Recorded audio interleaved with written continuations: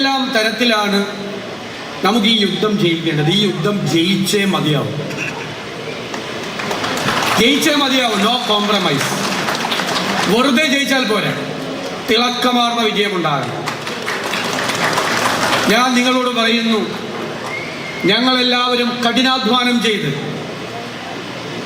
100-ലധികം സീറ്റുമായി ഐക്യ ജനാധിപത്യ മുന്നണി അധികാരത്തിലേക്ക് തിരിച്ചു.